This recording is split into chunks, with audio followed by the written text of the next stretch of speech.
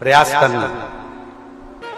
महीने के किसी एक सोमवार का ऐसा नियम बना लो कि मुझे 3 नियम धारण करना है। महीने के किसी भी एक सोमवार को, हम ये नहीं कहेंगे कि तुम सोमवार 5 पढ़ रहे हैं तो 5 को करो, 4 पढ़ रहे हैं तो 4 को करो, 3 पढ़ रहे हैं तो 3 को करो। तुम तो महीने का एक सोमवार का नियम बना। और मेरी जीजियों से, मेरी बेटियों से जो विदेश में रह रही हैं, जो कहीं बाहर रह रही हैं, कहीं बड़े शहर में रह रही हैं, जो रोज मंदिर नहीं जा सकते, हर किसी महीने के एक सोमवार को भी ये नियम निर्धारण करते, तो उनसे कहेंगे कि 3 महीने में एक सोमवार का नियम बना लो। 3 महीने में नहीं बना सकते तो 6 महीने में एक सोमवार का नियम बना लो। और 6 महीने में नहीं बना सकते तो 1 साल में एक सोमवार का ऐसा नियम बना लो कि मैं साल का एक सोमवार ऐसा रहूंगी कि सुबह सोमवार के दिन मंदिर में जाकर जल चढ़ाऊंगी, दोपहर में जाकर बाबा को एक अक्षत का दाना रखकर, अक्षत का मतलब है कि बाबा मेरी दिनों दिन उन्नति करना। बेलपत्री के वृक्ष के नीचे जो अक्षत रखा जाता है वो उन्नति के लिए रखा जाता है। शंकर के शिवलिंग पर जो अक्षत रखा जाता है वो रोग मुक्ति के लिए रखा जाता है। अशोक सुंदरी पर जो अक्षत रखा जाता है वो संतान प्राप्ति के लिए रखा जाता है। षडानंद कार्तिकेय की ओर जो अक्षत रखा जाता है वो हमारे बच्चों की सुख समृद्धि के लिए रखा जाता है। विनायक की ओर,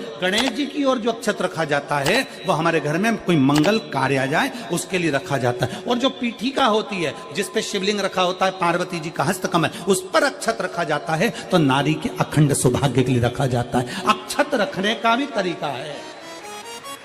साथ के महीने में मिट्टी के पात्र में जो रात्रि भर जल रखा हो, मिट्टी के पात्र में, अगर आपके पास में घड़ा हो, हंडा हो, नी हो, तो दिया हो, दीपक हो, कुल्लड़ हो, कोई भी तुम्हारे पास में जो मिट्टी का पात्र, उसमें जल भरना।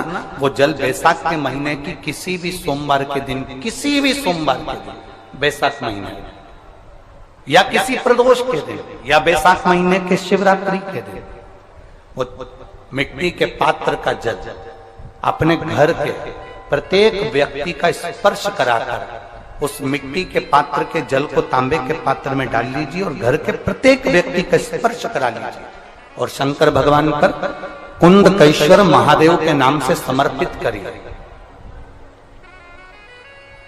कुंदकेश्वर महादेव।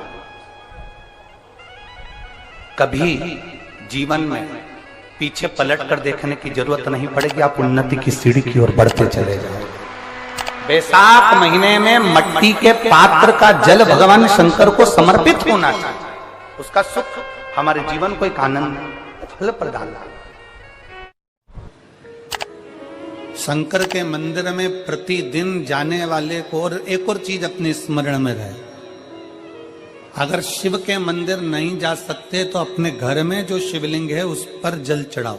और यदि आप अपने शंकर के घर में शिवलिंग पर भी जल नहीं चढ़ा पा रहे हो तो किसी बेलपत्री का वृक्ष हो, उस वृक्ष के नीचे भी जल चढ़ाओ। और कभी मौका मिल जाए, कभी भगवान शंकर की बड़ी करुणा हो जाए, भगवान शंकर की बड़ी उदारता हो जाए, भगवान शंकर की बड़ी कृपा हो जाए, बड़ी कृपा हो जाए, भगवान शंकर जिस दिन तुम्हारे ऊपर बड़ी कृपा कर दे, किसी सोमवार को 3 नियम बना लो। जिस दिन मेरा भोले बाबा तुम पर कृपा कर दे उस दिन सोमवार का एक नियम बनाओ कि महीने का एक सोमवार मुझे ऐसा करना है, 3 नियम धारण करना है महीने के सोमवार को। पहला, सुबेरे जाकर शंकर भगवान को 1 लोटा जल चढ़ाना है। दूसरा, दोपहर के समय पर जाकर मुझे बेलपत्री के वृक्ष के नीचे एक चावल का दाना रखकर बेलपत्री की 7, 11, 21, 108, 51 जितनी परिक्रमा आप लगा सकते हो वो लगाना है। और तीसरा, बेलपत्री के वृक्ष के नीचे और शंकर के मंदिर के दरवाजे पर मुझे एक घी का दीपक लगाना है। बस ये 3 नियम जिसने महीने में एक बार ले लिया, समझ लो उसको पीछे हटने की जरूरत ही नहीं, वो आगे ही बढ़ेगा। एक चावल का दाना कहाँ रखा जाता है, क्यों रखा जाता है, कैसे रखा? अब कई लोग कहते हैं गुरुजी ये शिव महापुराण में आप ये नियम बताते हो, तरीका बताते हो। हम तो उनसे कहेंगे डॉक्टर के पास जाओगे तो डॉक्टर भी गोली लिखकर ये नहीं कह देगा कि ये सारी गोली एक साथ खा जा। डॉक्टर भी कहेगा ये गोली सुबह खाना है, ये गोली शाम को खाना है, ये गोली दोपहर में खाना है, ये गोली भूखे रहकर खाना, बोलो सही है कि गलत है? ये रात्रि को खाना खाने के बाद खा लेना, ये खाना खाने के पहले, ये नाश्ते के पहले। और सुनो, ये दवाई, ये वाली पीछे वाली जो दवाई लो ना, इसको दूध से लेना, ये वाली जो दवाई लो ना, इसको पानी से लेना। और सुनो, ये डब्बी है, इसको पानी में मिलाकर फिर पीना। दवाई लेने का भी तरीका है, उसी तरह शिव महापुराण में एक एक अक्षत का भी तरीका है और एक एक बेलपत्री का भी तरीका है। अब मान लो कई लोग कहते हैं गुरुजी आप ये तरीका बताते हो शिव पुराण के माध्यम से, कई लोगों के मन में संशय जागता है, तो अगर हम एक साथ चावल चढ़ा दे तो उसका क्या तरीका है? तो हमारा निवेदन है, डॉक्टर जो दवाई ले एक ही बार में निपटा जाए, एक ही बार में खा ले। दवाई एक बार में पूरी खा गए असर नहीं करेगी, इसमें डॉक्टर का कोई दोष नहीं है। उसने तो बताया था ऐसे लेना, ऐसे लेना, और तुमने मैं डॉक्टर साहब ने पूछा दवाई पूरी ली, शाम की दवाई भूल गई थी, सवेरे की दवाई भूल गई थी, ये दवाई भूल गई थी। डॉक्टर कहेगा हमने तो नियम बताया था, तुमने नहीं खाई तो असर कहां से करेगी? तुम असर कब करती है? जब हम पूजन के तरीके को जान जाएं, जब हम अर्चना के तरीके को जाएं। आप साल भर का एक सोमवार निकाल लो, 6 महीने का एक सोमवार निकाल लो, 3 महीने का एक सोमवार निकाल लो, महीने का एक सोमवार निकाल लो, अपने से दिल में बन जाए तो एक सोमवार ऐसा निकालो जिसके 3 नियम धारण हो। पहला, उसी सोमवार जिसको कर रहे हो उस दिन सुबह जल चढ़ाना। दूसरे, दोपहर के समय पर जाकर बेलपत्री के वृक्ष के नीचे एक चावल का दाना रखना, और परिक्रमा बेलपत्र की जितनी तुमसे बन जाए, जितनी तुम्हारे शरीर की कैपेसिटी हो, जितना तुम्हारा शरीर चलते बन जाए। हम तो ये भी नहीं कहते कि तुम भूखे रहकर भगवान का भजन करो, हम कभी नहीं कहते। हम तो यहां तक कहते हैं, हमारे पुष्टि मार्ग में यहां तक कहा गया कि वल्लभ कुल की एकादशी करो, भले बकरी जैसे चरो पर एकादशी करो।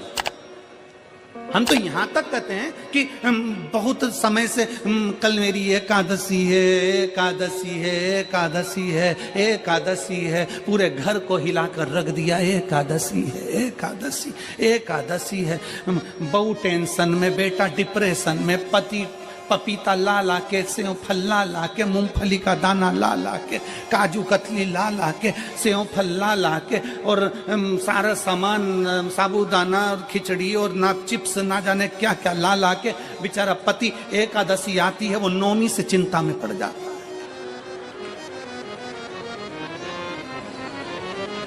हम तो ये भी नहीं कहते कि तुम व्रत बहुत भारी करो, तुम व्रत उपास भी बहुत टेंशन वाला करो, ना ना ना।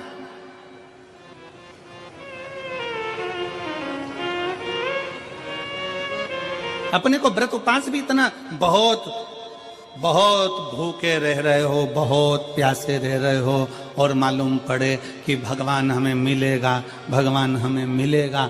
भगवान कहता है कि देख भाई, मैं भी भूखा नहीं रहता, तू भी भूखा मत रहे, मैं भी चकाचक रहता हूं, तू भी चकाचक रहे, मैं भी अपने। और भगवान शंकर तो ये भी कहते हैं कि अपना परिवार भी मत छोड़ो। मेरे पास में पार्वती भी, एक ही देवता है जो विद फैमिली मंदिर में बैठता है। शंकर जी हैं तो पार्वती जी है, तो गणेश जी हैं, तो कार्तिकेय जी हैं, तो नंदी है, सब मंदिर के अंदर चाहिए। शंकर भगवान अपने पूरे परिवार के साथ। शंकर जी तो ये कहते हैं अकेले तुम क्यों रहते हो? शिव जी की एक बात अपने ध्यान में रखना, कितनी सुंदर बात है शंकर भगवान की, बहुत ध्यान में रखिएगा। आप जोहरी नहीं हो, हीरे को नहीं परख सकते। हम भी जोहरी नहीं है, हम हीरा को नहीं समझ सकते।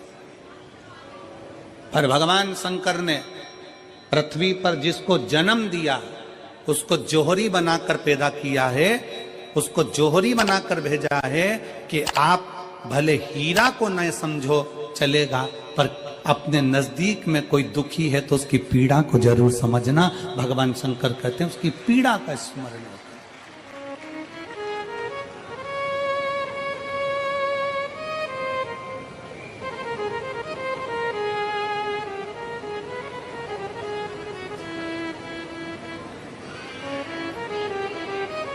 हीरा को समझो ना समझो, पर पीड़ा को जरूर समझिए,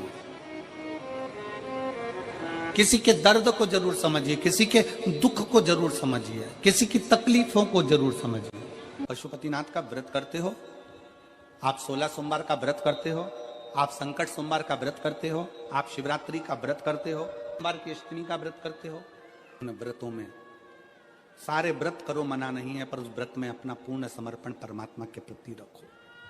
केवल खाना छोड़ा है, अन्न छोड़ा है, भोजन छोड़ा है, और दिन में सुबह से लेकर शाम तक 2-3 बार तुमने कुछ ना कुछ पाया है, वो व्रत हो सकता है आपकी दृष्टि में, पर हमारी दृष्टि में व्रत कौन सा है? शिव महापुराण की कथा कहती है कि सुबेरे आपका